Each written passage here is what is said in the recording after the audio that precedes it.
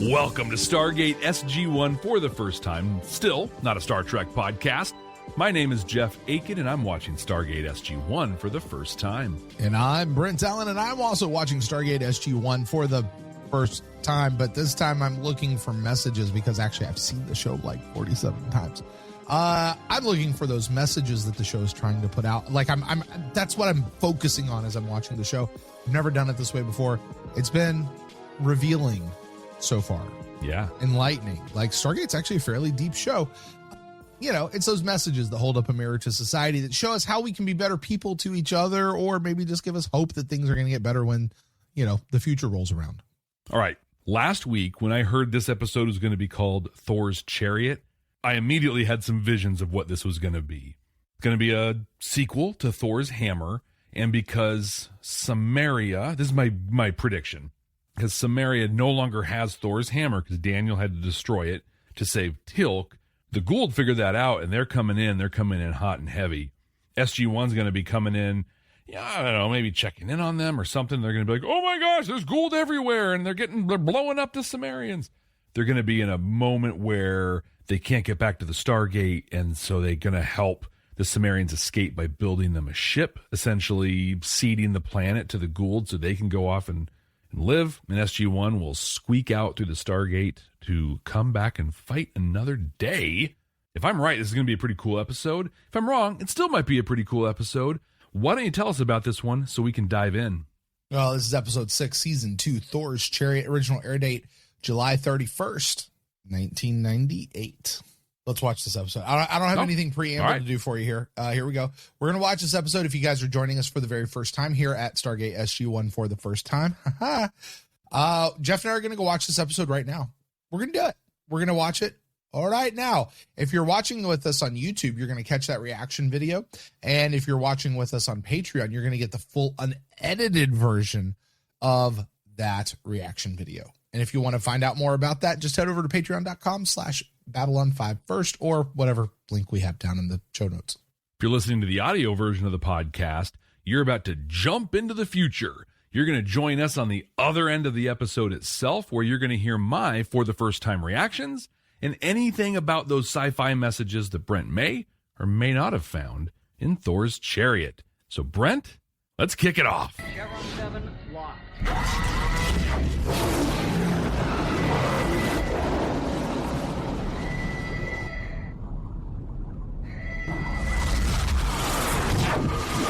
Splat. That's what it sounds like when the SGC don't know who's coming through the gate.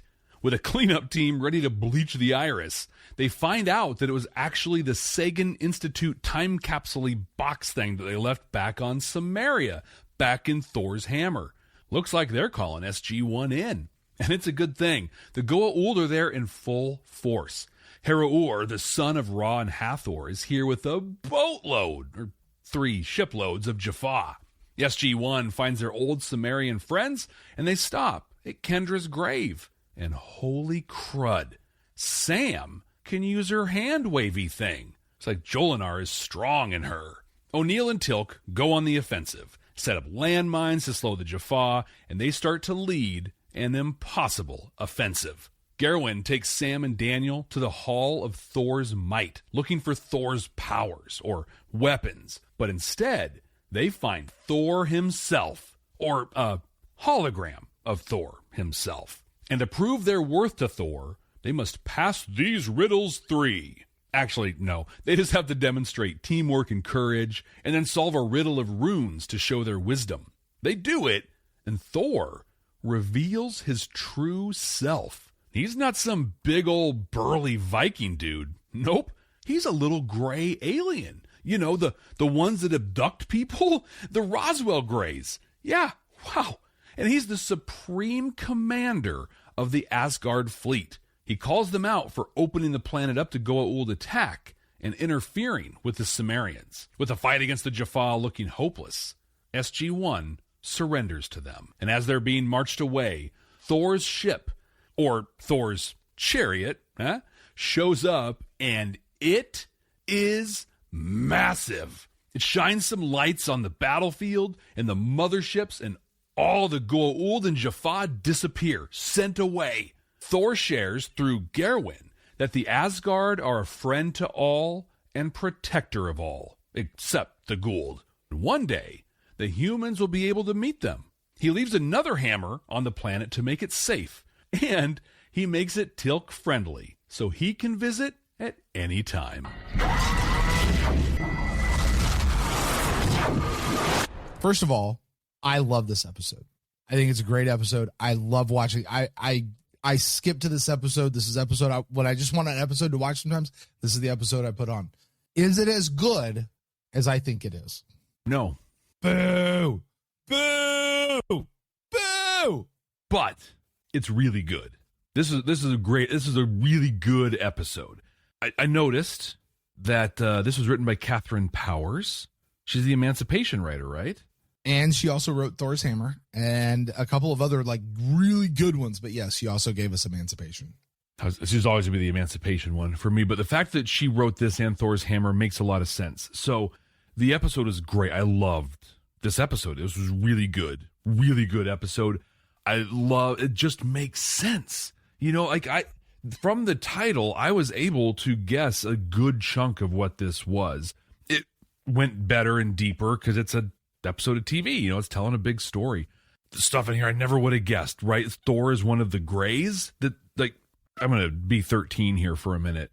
So they call them Asgards, but they probe people all the, like, what is it? You can't be both. My biggest beef with Thor's Hammer was that it was like a 21-minute long episode in 44 minutes. Brent, the same thing happened with this one. This episode is so slow. I was bored through parts of this. Okay, all right. Let me dial it in. Okay. The biggest thing about this entire episode is the reveal of what the Asgard truly are. That they are the Roswell. How did that hit you? Because your reaction was this. Oh. So how did that really hit you? Because to me, I was like, oh my gosh, that's because they're not this big, strong Viking. They're these little twerpy gray dudes that could barely like lift a shovel if they had to. And then they have this big, cool ship that's just going to take out the Goa'uld. Like, oh my gosh. And the puzzles to get there. And I was a lot more impressed with the ship. I enjoyed the puzzles to get there as well. It was very much an Indiana Jones and the Last Crusade kind of a thing. But it was well done. It was cool. You said you love shows like that. I enjoy those a lot too. The first thing that you and I did in person together was an escape room. And that's what that was. They came in and they had to do an escape room. But we get to the point of the reveal. And at this point, like, I just have to tell you where my mind is. My mind is like, how is this episode not done yet? We've been here, and I look up, and I'm like, how are we only like 30 minutes into this whole recording? I feel like I've been here for 2 days. And then the hologram breaks, and then there's this little gray, and I'm like, oh, what's going to happen here? I didn't put together immediately that it was Thor. I'm just like, what's kind of happening? And then it started talking, and it was all like this, and I am Thor. And I'm like, oh yeah. I was kind of underwhelmed by the whole thing. Then as the story unfolded and we got more, it was just like, oh, okay, that's kind of cool. But I did, even though I make some 13-year-old joke about anal probes or whatever, it's still like, you're those aliens? Like, really? Like, it's a neat twist, but they're not necessarily in our conspiracy theory world, in our stories, our urban legends here. They're not like cool aliens. Like, it's not like, hey, you got abducted by the Greys from cool. How that must have been awesome. It's like, oh my gosh, that had to be horrible, and you're probably in a lot of therapy now. So I didn't even take a lot of notes on this one. I didn't either. Hey, spoiler alert, I don't have any messages for you. I just don't. I don't. It's a zero chevron deal to me. Probably could pull on about Jack working with someone so, but this was episode. Jeff, I'll tell you one of the things I love about Stargate as a whole. I love whenever anyone does this. It's why I think I was so hung up on a late delivery from Avalon delivering to us the actual historical version of King Arthur and telling us what that is and who that was. Not the guy from Monty Python. That's not who I'm talking about. I'm talking about the real guy that he would have been based on, possibly. You know what I mean? Mm-hmm. I love when fiction, science fiction, fantasy, whatever, when you take established, existing historical Earth religions, myths, and you rewrite them and redefine what they are to become something new. So the idea that the Roswell Greys are really the Asgard, and it's Thor, and it's this race out here, which we still don't know. I'm trying to be careful of what I say about them because you don't know much about them just yet.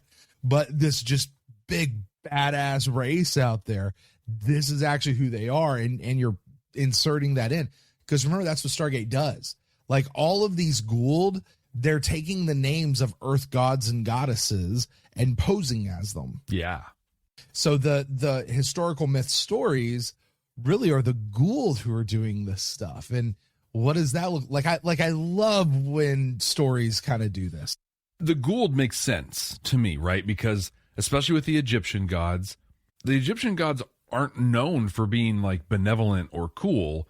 Like they were vengeful, mean, powerful gods. And so when you have Harororor, who is the son of Ra and Hathor, to come down, immediately you're just like, oh, this dude's bad news. Not just because he's Goa'uld, but also because he's an Egyptian god of some kind. So like that, the Goa'uld thing totally holds water and checks out. This Roswell thing doesn't for me, just because like no one that I know who's been abducted, no account that I've read, I guess I'd say, of people that have been abducted is a good thing. And so these Greys come down, these Asgardians, whatever, come down, and they really are presenting as the analog to the Goa'uld. Like, hey, we're also super powerful, but we're good guys. Like we're cool. You can trust us. But your behavior on Earth, from what we know in urban legend, doesn't stack up to that. But also on top of it, our education in all things Babylon 5, where we're at now, also shows that those big over powerful beings aren't good or necessarily even bad either. You know, it's like, so I think I just kind of looked at that whole thing in terms of like, I think they're going for this shock factor of like, oh my gosh, it's the Greys. It just, to me right now at this moment, it's interesting, but I don't think it worked. Well, I repeat what I said earlier. Boo. But here's what I loved. I really enjoyed in this episode. I am really digging this Jolinar and Sam stuff and how they're weaving in Tok'ra, you know, stuff about the Tok'ra throughout. But specifically here, she gets the little hand shooter thing and she's able to do stuff. She's got the hand Healy thing and is trying to figure that out. But like, I am really excited to see where this story goes. And I like how they're just kind of giving us little pieces because that feels organic. You know, it's not like she's going to wake up and just be like, I have Jolinar inside me. I am Jolinar and Sam. I'm Sam Jolinar. Stop calling me Carter. I'm Dr. Jolinar now or whatever. No, it's like, oh, I can do this? Huh. That's weird. I like the puzzles and the things like that were going on. I dug that, man, that Asgard ship. Holy crud. That thing was hardcore. And then we have the first time we've heard about this, but there's a Seeker project underway, and they've highlighted a planet that's in the path from where they believe the Goa'uld are coming from to Earth. So basically that's like an early warning or early detection system they're trying to set up. So cool. It's a little seed that's planted.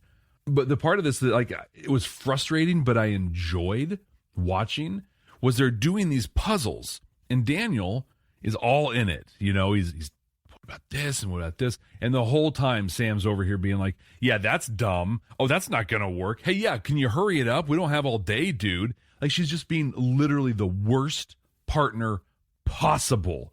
And it was kind of fun. Not so fun for Daniel, but it's just like, okay, yeah, that's good stuff. So yeah, so my final thought on this is one of the pieces we were sent home with was Asgard, our friend to all, protector of all. I don't buy it. I think there's a lot more to the story, and they're trying to set themselves up this way, and I'm excited to see where it goes. Now, I just bagged on this for a little while. I want to be really clear. I enjoyed this episode. I think it was a really good episode. It didn't hit as hard as I think you were hoping it would. And again, like This episode is probably, I'll say, 6 minutes too long.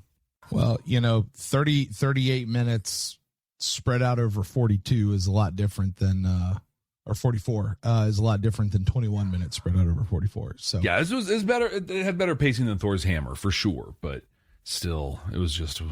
I'm sitting here trying to rack my brain of any kind of messages and stuff that I would have gotten, and honestly, I just didn't. I was just in the episode.